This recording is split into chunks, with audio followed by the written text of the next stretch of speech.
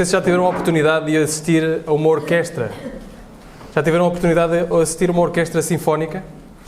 Talvez não haja nada tão avassalador em termos de música do que ouvir uma orquestra a tocar. Aquele impacto de vários instrumentos a tocarem ao mesmo tempo uma mesma peça e a levar com aquele som todo harmonioso. Uma orquestra sinfónica é composta por 4 grandes grupos, 4 grandes famílias de instrumentos. Eu espero não errar nada aqui, porque depois tenho ali alguém que me pode chamar a atenção. 4 grandes famílias. Por um lado temos as cordas, família das cordas, temos violinos, violoncelos, violas de arco.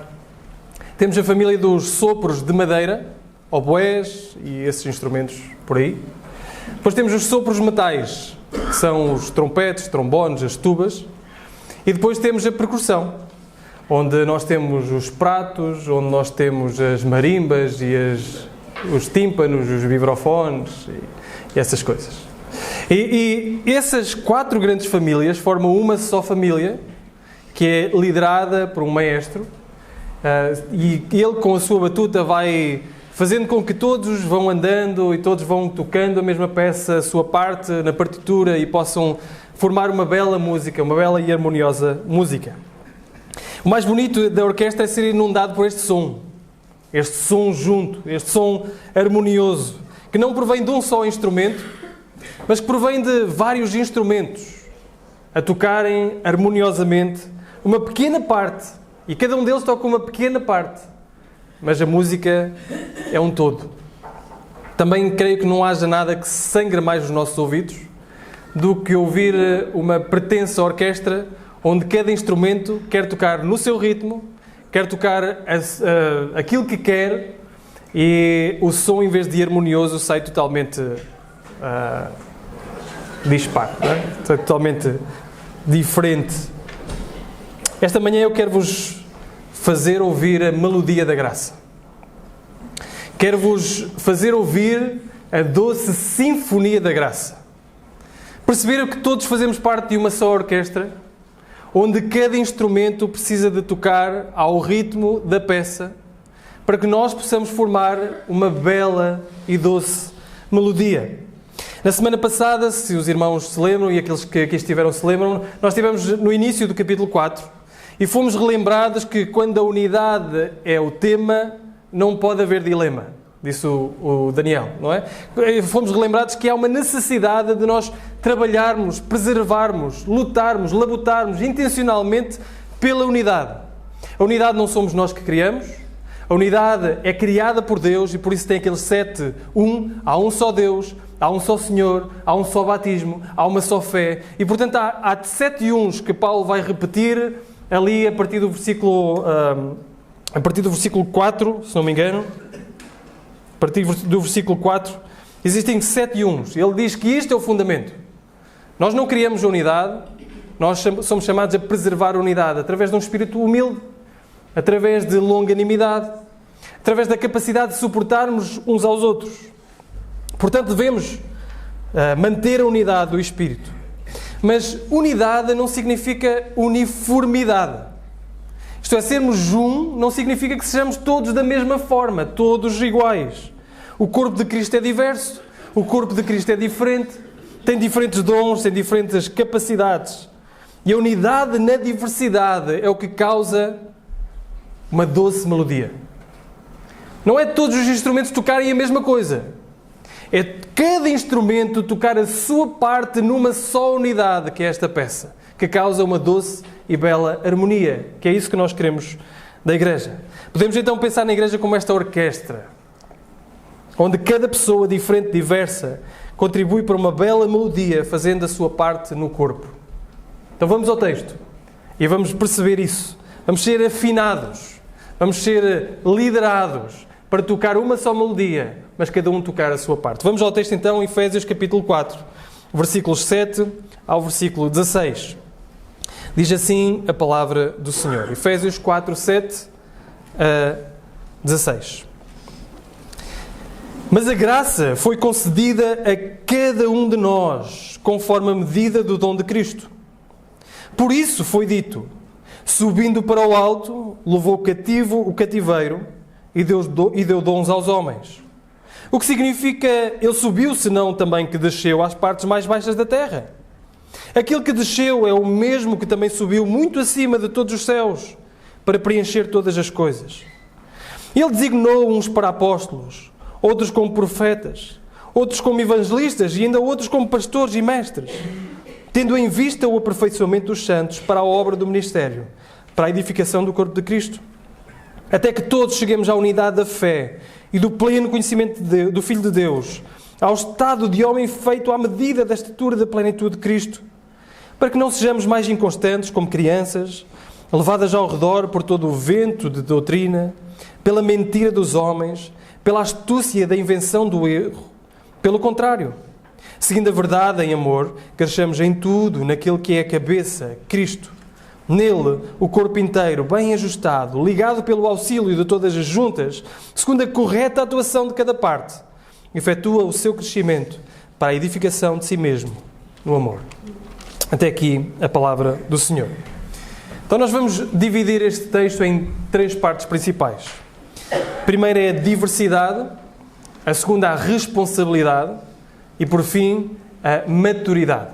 Diversidade, responsabilidade e maturidade. Diversidade do versículo 7 ao 10. O povo de Deus, como Paulo já vinha a dizer, e como nós acabámos por dizer, deve ser um povo unido, mas isso não quer dizer que seja um povo uniforme. E a uniformidade quer dizer ter a mesma forma, não é? Sejamos todos da mesma forma. É a mesma coisa que quando vamos à praia, metemos lá naquele baldezinho do castelo, a areia molhada, em princípio, não é? E batemos a areia e depois viramos o castelo, viramos o balde ao contrário, batemos na areia, tiramos o balde e ele tem uma forma. E se fizermos isto 10 vezes, se tudo correr bem e não partir nenhuma parte, todos os castelos vão ter a mesma forma. Porquê? Porque ficamos uniformes. Mas o objetivo da Igreja é unidade, não é uniformidade. Não é sermos todos iguais. Às vezes nós pensamos que na Igreja é assim. Nós somos ou devemos ser todos iguais. É verdade que nós devemos ser iguais em caráter, porque o caráter é o de Cristo. É verdade que nós devemos ser iguais a Cristo, à forma de Cristo. E há uniformidade nisso. Devemos todos amar, devemos todos ser humildes, devemos todos nos suportar uns aos outros. E há uniformidade nisso. Mas amamos de formas diferentes, mostramos de formas diferentes, temos dons diferentes. E Paulo começa por dizer, no versículo 7, mas a graça foi concedida a cada um de nós, conforme a medida do dom de Cristo. E vejam como termina no versículo 16, diz: nele o corpo inteiro, bem ajustado, ligado pelo auxílio de todas as juntas, segundo a correta atuação de cada parte. Um corpo não tem as mesmas partes. Nós somos compostos de diversas coisas, diversos sistemas no corpo, diversos membros, uns diferentes dos outros. Então cada parte tem a sua parte. Somos todos diferentes. Cada um de nós é um indivíduo. E somos um conjunto de indivíduos, a Igreja é um conjunto de indivíduos onde a individualidade é presente, é preservada. Somos um corpo só, composto por muitos corpos, mas um corpo só, unidos, mas diversos. E nós percebemos isso. Quem tem filhos percebe isso, quem tem irmãos percebe isso. Debaixo de um mesmo teto, debaixo de uma mesma casa, os valores que nós passamos são iguais. Os pais são os mesmos. As instruções são as mesmas. Mas cada filho é diferente. É ou não é? Cada filho tem as suas individualidades, peculiaridades. Assim que se diz. Cada filho é diferente. Apesar dos mesmos pais, apesar das mesmas ordens, apesar dos mesmos valores, apesar do mesmo ambiente, apesar da mesma educação, ou ser semelhante, apesar de ser uma só família, é composta por várias pessoas diferentes umas das outras. E na Igreja não é diferente. O mesmo acontece com esta graça. É pela graça de Deus que nós somos inseridos na família de Deus, temos uma nova família, mas ao mesmo tempo esta graça, ela preserva a nossa individualidade e dá-nos dons diferentes uns aos outros. Existe esta necessidade de reforçar a diversidade entre nós, porque nós somos efetivamente diversos. Mas isto vem da graça de Deus. Vejam, o versículo começa assim. A graça, versículo 7, a graça foi concedida a cada um de nós conforme a medida do dom de Deus. Esta graça diversa. E esta graça, nós lemos há bocado, Efésios capítulo 2, não está a falar da graça salvífica, a graça que nos salva. Nós já ouvimos falar, Paulo já falou, sobre que somos salvos pela graça. Isto não vem de nós, é um dom de Deus, é uma dádiva de Deus. Deus deu-nos esta graça de sermos salvos, nos resgatar, nos colocar numa nova família. A graça de Deus nos insere numa nova família. Mas esta graça que aqui está a falar não é propriamente da graça que nos trouxe à luz, pobres e cegos, esta sublime graça nos alcançou. Não é essa graça, mas são dons da graça que Deus nos dá.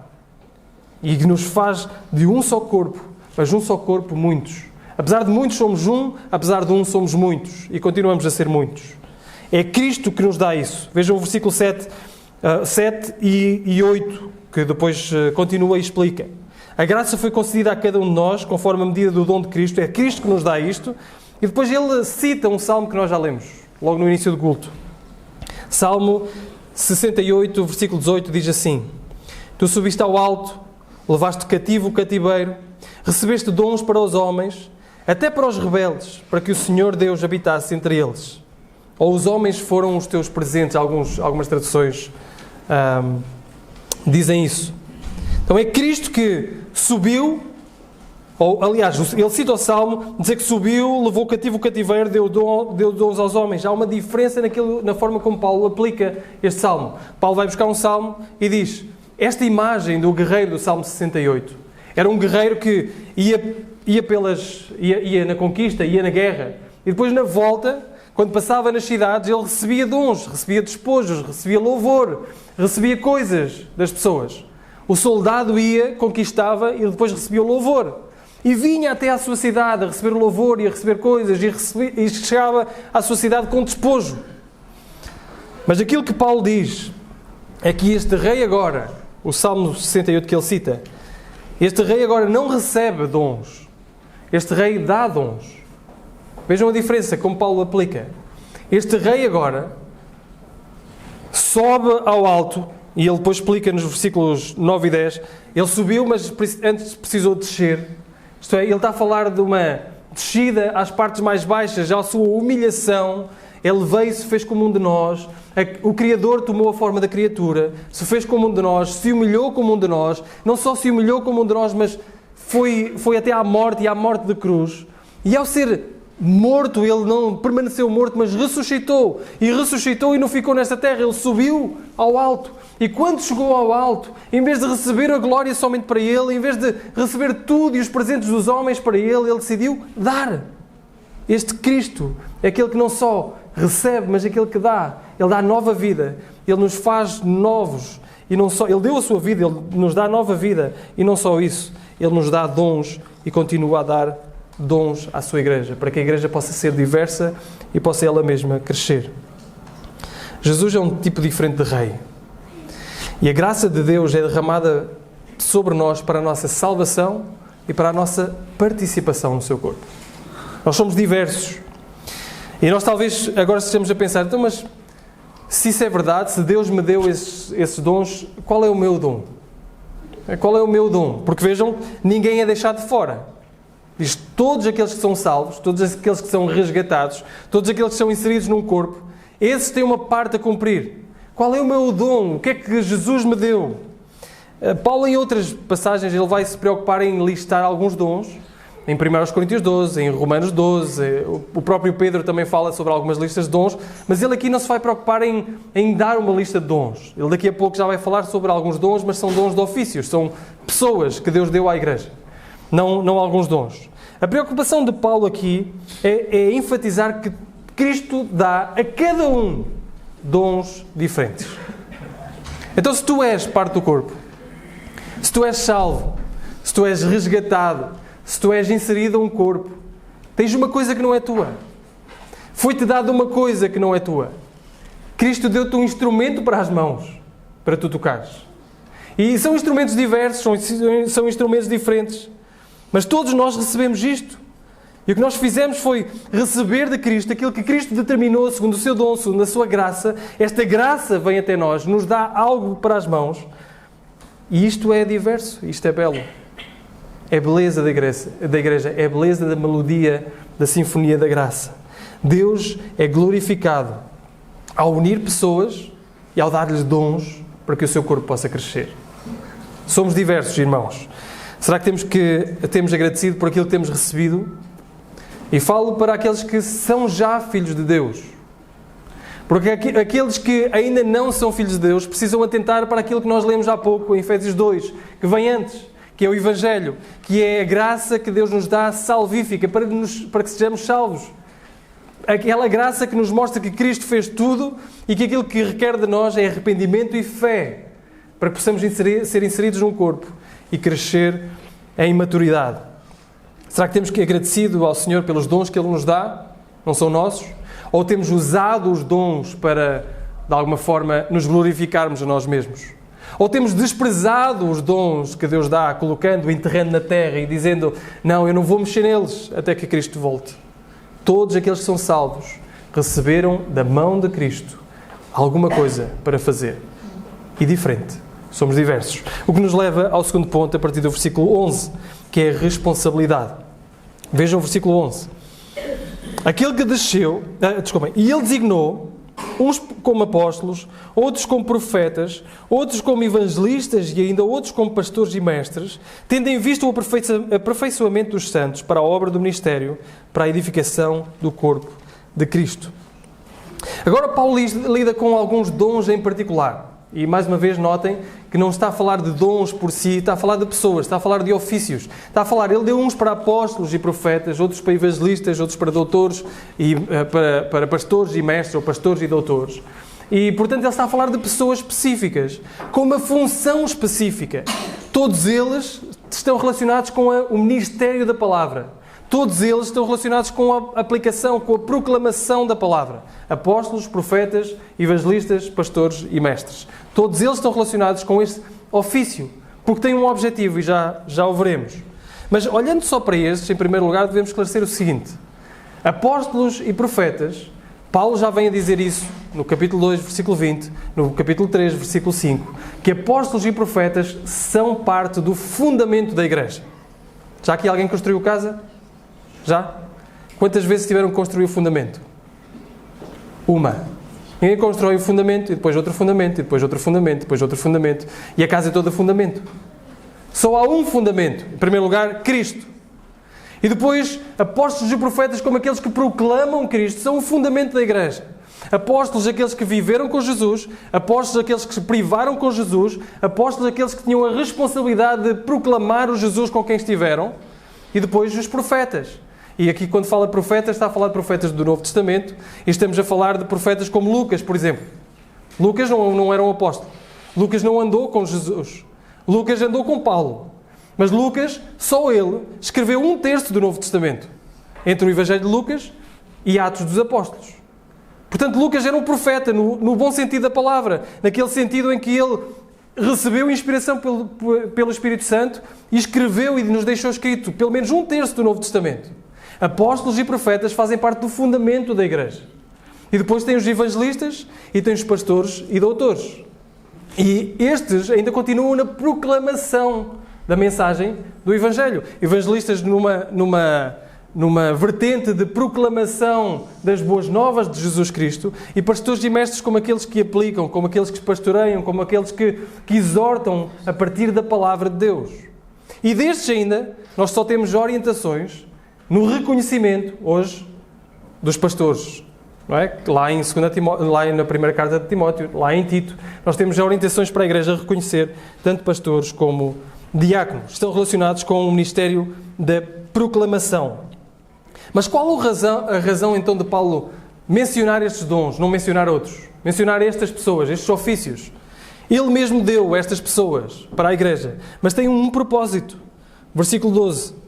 Tendo em vista o aperfeiçoamento dos santos para a obra do ministério, para a edificação do corpo de Cristo. Estas pessoas, de acordo com o versículo 12, devem equipar os santos. Carregam o significado de preparar. E devem preparar para duas coisas. Para a obra do ministério e para a edificação do corpo de Cristo. O apóstolo, o profeta, o evangelista, o pastor e mestre foram pessoas dadas à Igreja, responsáveis por equipar os santos por meio da palavra de Deus para a dupla tarefa do ministério. Obra do ministério, edificação do corpo de Cristo. Por outras palavras, irmãos, quem faz o ministério, quem edifica o corpo, não sou eu. Não é o irmão Augusto, não é o irmão António, nem o irmão Daniel. Quem faz o trabalho, o ministério da Igreja, quem edifica o corpo é a Igreja. É toda a Igreja. São aqueles salvos e remidos reunidos numa igreja local. Esses são responsáveis por empreender a obra do ministério. Esses são responsáveis por edificar o corpo de Cristo. O nosso trabalho, o trabalho dos pastores, eles têm deveres, tanto os santos como os pastores. E o nosso trabalho é capacitar, é preparar, é dar ferramentas para que toda a igreja, essa sim, possa fazer o ministério. Nós temos responsabilidades ambos. Um é equipar, treinar, capacitar e outro é fazer a obra. Se tu te consideras parte da Igreja de Deus, parte da igreja local, se tu te vês como cristão, tu tens a responsabilidade de fazer a obra do ministério e edificar o corpo de Cristo. Há umas semanas atrás, eu e a Débora, eu tentei ser romântico e levar a minha esposa a sair. E fomos ver uma coisa bonita. Se tiverem a oportunidade, eu não ganho nada à comissão com isso, mas se tiverem a oportunidade de ver, é uma coisa bonita, chamada Candlelight. Candlelight é um conceito de um quarteto de cordas, onde à luz das velas, e portanto tinha um violino, tinha um violoncelo, tinha uma viola d'arco, 2 violinos aliás, 2 violinos, uma viola d'arco e um violoncelo. E à luz das velas, tudo muito bonito, tudo muito romântico, e depois estavam imensas pessoas dos 4 lados a ver. Não é? Estavam as outras pessoas todas a assistir. Irmãos, a Igreja de Cristo não é um evento de candlelight, onde 4 pessoas estão no centro a fazer o ministério e as outras pessoas estão a assistir, a aplaudir ou a vaiar se a coisa não estiver a correr bem. Não é para que os 4 presbíteros desta igreja façam o ministério e a igreja assistir, sentada no seu conforto, a apreciar o que está a acontecer, de bom a bater palmas ou de mal a vaiar e dizer que está mal. O objetivo é que todos nós sejamos a orquestra tocada por Deus. Que cada um de nós, com o seu instrumento, com o seu dom que Cristo nos deu, possamos tocar de acordo com a peça que está à nossa frente, segundo a partitura que está à nossa frente, para que todos nós possamos fazer uma bela harmonia criada pela graça. Não somos nós. Não são pequenas pessoas, não são poucas pessoas a trabalhar. Somos todos nós. Irmãos, sem maestro, a música pode soar imprecisa. Sem instrumento, a música soa incompleta. Nós precisamos de todos. Uns a dirigir e a apontar para a peça e outros a dizer, ok, então é isto que é para tocar. É isto que é para fazer. Todos nós precisamos de tocar da mesma peça. E a peça está aqui. A peça não é inventada. O compositor já nos deu. A peça é a Escritura, a peça é a Bíblia. E se, voltando à metáfora ou à analogia da orquestra, e se a igreja for uma orquestra, os pastores e mestres da igreja são os maestros que não criaram a peça, eles não criaram a Escritura, eles só estão a dizer, é para tocar de acordo com a Escritura. Vamos tocar de acordo com a Escritura. Vamos tocar desta forma. E os músicos são a igreja. São cada membro da igreja com o seu instrumento dado por Deus a tocar de acordo com a peça que está à sua frente, no tempo que é determinado para que possa soar uma bela harmonia. E quem está nos bancos, quem está a assistir, quem está a aplaudir ou a vaiar, não é a igreja, são os nossos amigos, são os nossos vizinhos, são aqueles que nós nos encontramos. Aliás, segundo a carta, são as hostes espirituais que olham para a igreja e dizem, que multiforme sabedoria é esta? Que música bela é esta? Todos nós temos esta responsabilidade. Irmãos, não existe lugar na igreja para aquele que se diz cristão e não obedece. Ou que professa fé em Cristo, mas não serve os seus irmãos. Assim como não é possível ser um membro autêntico de uma orquestra e não tocar, ou tocar ao seu ritmo, da sua maneira, não é possível ser um membro de igreja e não obedecer. Agora, vocês dizem, mas espera lá, então, mas não é para isso que nós temos alguém a tempo inteiro? Para fazer o trabalho? Ou não é para isso que nós temos um grupo de presbíteros? Não é para isso que nós estamos a trabalhar por reconhecer mais um presbítero nesta igreja? Em parte, nós podemos dizer que a equipa pastoral do Silveiro está-se a expandir porque nós percebemos não só que Deus nos está a dar o dom, essa pessoa, mas também porque há trabalho a fazer e há muito trabalho a fazer. E, portanto, necessitamos disso, nós necessitamos de reconhecer aquilo que Deus já está a fazer. Vejam, é Deus que dá, foi Ele mesmo que deu, uns para apóstolos, outros para profetas, outros para evangelistas, outros para pastores e mestres. No entanto, irmãos, o ministério da igreja é trabalho de todos. Todos. Não nos enganemos, irmãos. Eu, pessoalmente, trabalharei com o máximo das minhas forças para vos capacitar a fazer o ministério. A minha grande responsabilidade é capacitar a igreja, e a nossa grande responsabilidade é capacitar a igreja para que ela possa desempenhar o ministério. Não ser dependente de outras pessoas que façam o ministério por elas, mas seja capaz ela mesma de fazer o ministério. E todos nós precisamos estar envolvidos nisto. A igreja, irmãos, não é um lugar para consumismo. Não é um lugar, não é uma peça de teatro, não é um jogo de futebol, onde nós vamos, sentamos, vaiamos ou aplaudimos conforme aquilo que acharmos que está a acontecer. E, aliás, se pensarem num jogo de futebol, em vez de uma orquestra, uma igreja não é aquela que está sentada nos bancos a olhar, é aquela que está a jogar, está a participar do jogo. O pastor e mestre está a dar a tática, a treinar, a dizer é assim que se faz, vamos lá, é assim, vamos mexer esses músculos, vamos criar músculo, vamos conseguir. A propósito, não sei se sabem, nós perdemos a final do Mega Bola na terça-feira. Faltava-nos um treinador, que o treinador quis jogar, onde é que ele está? Está ali, quer jogar e depois faltava-nos o treinador. Mas se perceberem, a igreja é isso. A igreja está a jogar. Quem está a ver as coisas, quem está de fora, não é a igreja. São os outros que olham para a igreja a jogar e a dizer, uau, o que é isto? Esta passagem, irmãos, grita pela nossa contribuição, não grita pelo nosso consumo. Temos esta responsabilidade, cada um de nós, de fazer a obra do ministério e edificação do corpo de Cristo. O que nos leva ao terceiro ponto, que é a maturidade. A partir do versículo 13 ao 16. Vejam, há um propósito. Até que todos cheguemos à unidade da fé, do pleno conhecimento do Filho de Deus, ao estado de homem feito à medida da estatura da plenitude de Cristo. Então, há um resultado. O resultado de uma igreja que faz o seu trabalho é a maturidade. Maturidade. O propósito de pessoas diferentes exercerem os seus dons para o bem da unidade, com responsabilidade, é que nós sejamos perfeitos, cresçamos à imagem de Cristo, todos nós possamos nos assemelhar à imagem de Cristo. Uma igreja onde cada um desempenha o seu papel é uma igreja madura, uma igreja que se parece mais com Cristo. Devemos ser maduros, vejam que ele depois contrasta com o versículo 14, para que não sejamos quê? Inconstantes como crianças. Nós não podemos ser como crianças, precisamos de crescer à imagem de Cristo. Alguém que não cresce está doente. Alguém que não cresce na sua sabedoria, que não cresce no seu físico, está doente. E, portanto, nós precisamos de crescer à imagem de Cristo para que não sejamos mais como quê? Crianças. Uma criança não pode permanecer criança para sempre. Precisamos de crescer e não ser como crianças. E estas crianças que são levadas, diz o versículo 14, são inconstantes, levadas ao redor por todo o vento de doutrina, pela mentira dos homens, pela astúcia, pela invenção do erro.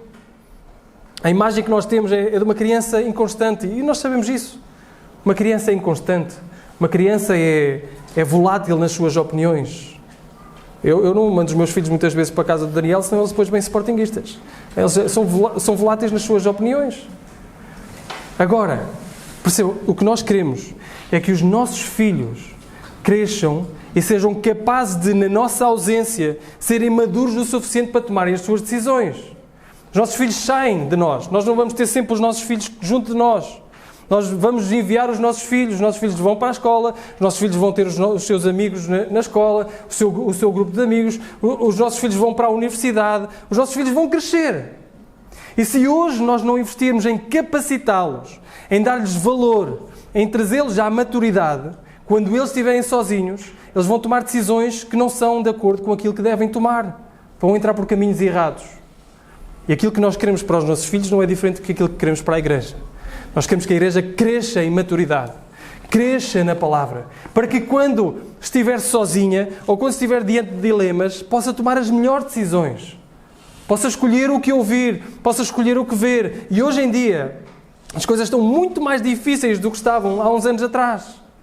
Porque, sabem, há uns anos atrás, os lobos, o ensino falso, sentava-se nestes bancos. E nós dizíamos assim, isto é falso, aquilo é verdadeiro, não ouçam isto. Hoje, entra pelos nossos telemóveis, entra por aquilo que nós vemos, entra pelas mensagens e as coisas que chegam até nós. E nós temos que ter maturidade suficiente para olhar para aquilo que está à nossa frente e dizer, isto é errado, eu não quero ver isto. Eu quero me afastar disto, eu não quero propagar isto.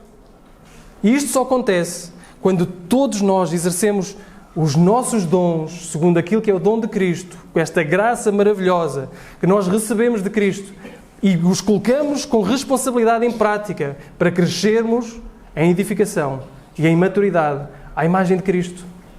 É uma igreja madura, é uma igreja que se mostra fiel à palavra, mas não só. Versículo 15. É uma igreja que segue a verdade em amor, cresce na cabeça que é Cristo. Segue a verdade em amor. Não só recebe a verdade, não só se aplica à verdade, ela olha para a verdade com amor. Irmãos, a métrica de uma igreja, a métrica de maturidade de uma igreja não se vê pelo número. Graças a Deus tivemos que acrescentar alguns bancos, porque o Senhor tem trazido pessoas para ouvir e nós queremos que mais pessoas ouçam a mensagem renovadora, transformadora do Evangelho. Mais pessoas cheguem ao conhecimento de Cristo. Mais pessoas se rendam aos seus pés. Mais pessoas exerçam a fé em Cristo. Nós queremos isso. Mas a maturidade de uma igreja não se vê pelo número de pessoas que tem. Não se vê. O que não falta por aí são igrejas cheias, repletas e maturas. Cheias e repletas que dizem não queremos ou dizemos não à verdade em prol do amor. Não queremos afirmar a Bíblia, não queremos afirmar as verdades bíblicas, porque tudo é amor. Então elas escolhem o amor em detrimento da verdade. Isso, no mínimo, é imaturidade. Mas também há aquelas que se focam na verdade e na defesa da verdade, independentemente de quem está à sua frente, e se esquecem do amor. E isso também é imaturidade. Portanto, o que nós queremos é uma igreja que cresce à imagem de Cristo, que está firme na verdade, mas que defende essa verdade com um espírito de amor e compaixão uns com os outros. É isso que nós queremos. Uma igreja madura mede-se por isso, onde todos trabalham, onde todos assumem a sua responsabilidade para crescimento em amor, naquele que é a cabeça, Cristo. E o versículo 16, nele, o corpo inteiro, bem ajustado. E notem esta imagem de Paulo, trazido para o corpo. Nele, o corpo inteiro, bem ajustado, ligado pelo auxílio de todas as juntas, segundo a correta atuação de cada parte, efetua o seu crescimento para a edificação de si mesmo, no amor. Quem contribui para o crescimento? Todo o corpo. Todo o corpo junto, ligado, todos os ligamentos, todas as juntas, eles trabalham para que o corpo possa crescer saudável à imagem de Cristo, à imagem que está lá, no versículo 13. Maturidade é o objetivo. Para isso é preciso responsabilidade. Para isso é preciso nós honrarmos a diversidade de dons que o Senhor nos dá. Deixem-me terminar com duas breves aplicações. Uma relacionada com os pastores e mestres, outra para toda a congregação. Irmãos, Cristo ressuscitado deu à sua igreja pessoas para que possam instruir e capacitar a igreja. Cristo deu, não é? Ele mesmo deu, diz o versículo. Ele mesmo deu à igreja. Isto quer dizer que a tarefa principal dos pastores desta igreja será dedicar-se ao estudo, à correta interpretação das Escrituras e à correta e intencional aplicação das Escrituras para que nós possamos crescer todos juntos em maturidade e à imagem de Cristo. Vejam, é isso que, por exemplo, os apóstolos achavam de si mesmos. Lá em Atos capítulo 6, quando há aquele problema entre as viúvas de uns e de outros que estavam a lutar uns contra os outros. Havia um problema dentro da igreja, um problema de desunião dentro da igreja. E eles dizem: escolhei entre vós 7 homens cheios do Espírito Santo e de fé que possam fazer esse serviço, mas nós nos dedicaremos àquilo que fomos chamados para fazer, que é a pregação, a oração e a pregação, ao ministério da palavra e à oração. E também Paulo instrui assim Timóteo.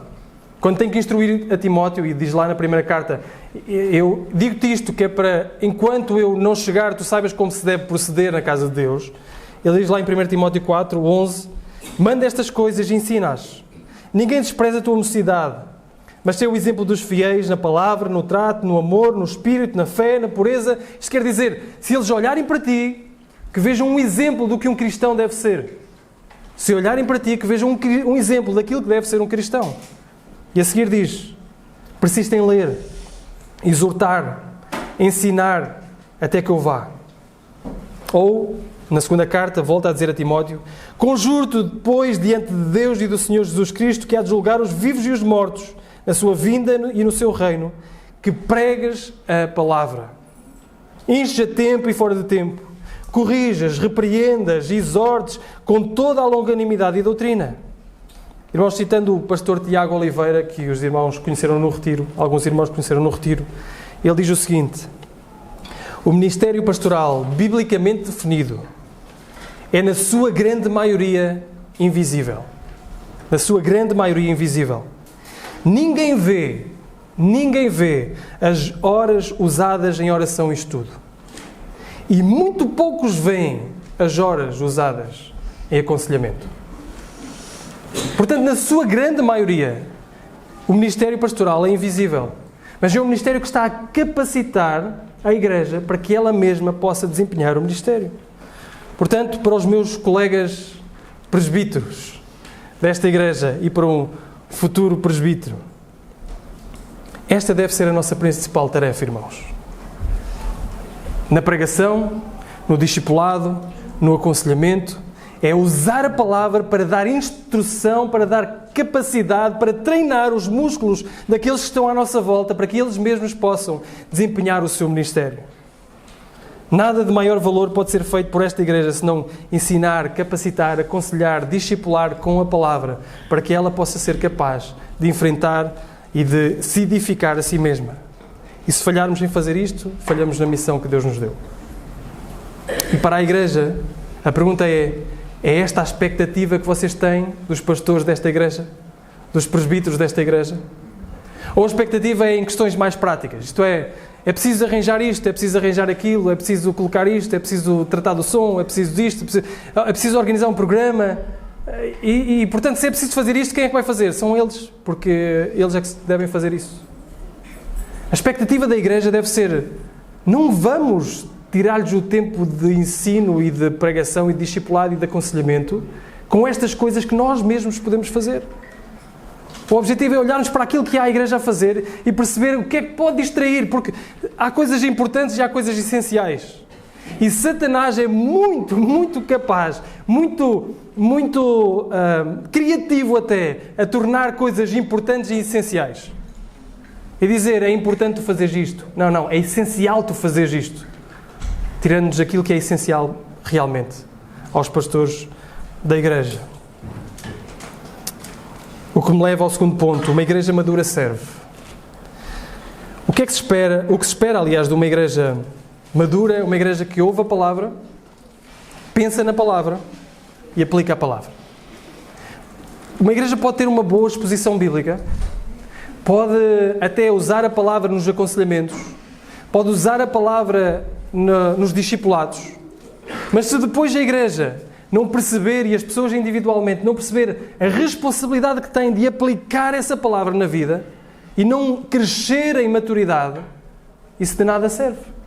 Então nós, todos como igreja, precisamos de crescer aplicando a palavra à nossa vida. Façam esta pergunta a vocês mesmos.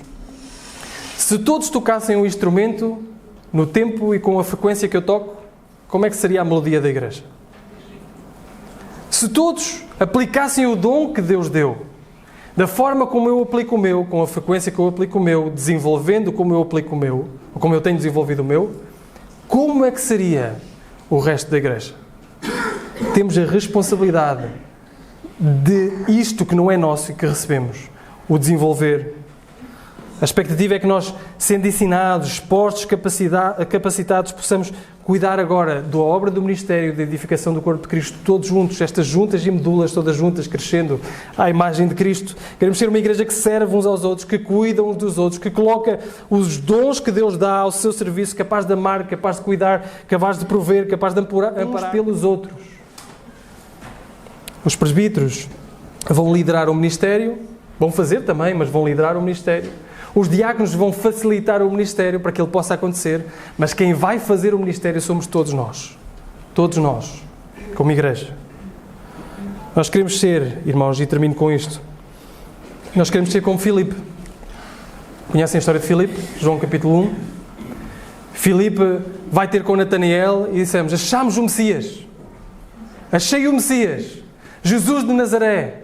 Natanael diz-lhe assim, Nazaré? O que é que há bom de Nazaré? O que é que bom pode provir de Nazaré? E Filipe responde, vem e vê. Vem e vê.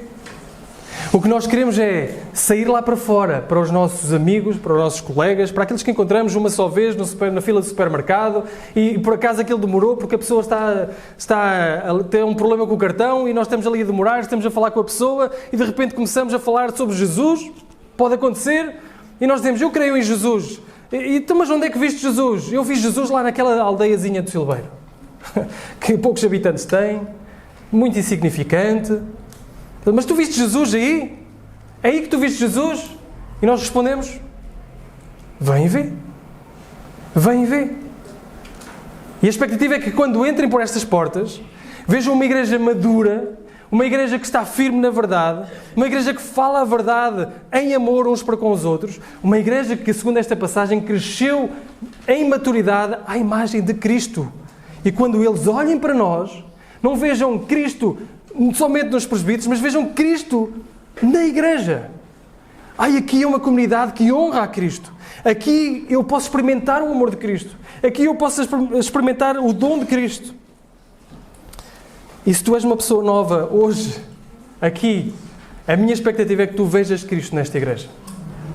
A minha expectativa é que tu olhes para o lado e digas, é assim que Cristo se parece. E que vejas um relacionamento entre duas pessoas e penses, é assim que Cristo se parece. E possas ser atraído a Cristo, para que possas arrepender e crer em Jesus Cristo, o teu Salvador, que te une a este corpo, que te pode unir a este corpo, que te convida hoje a arrepender e a exercer fé nele, para que te unas a este corpo, e unindo-te a este corpo não te deixa quieto. Dá-te dons para que tu mesmo possas participar desta doce e bela e harmoniosa melodia que é a Sinfonia da Graça. Que o Senhor nos abençoe e nos ajude a ser uma igreja a este nível.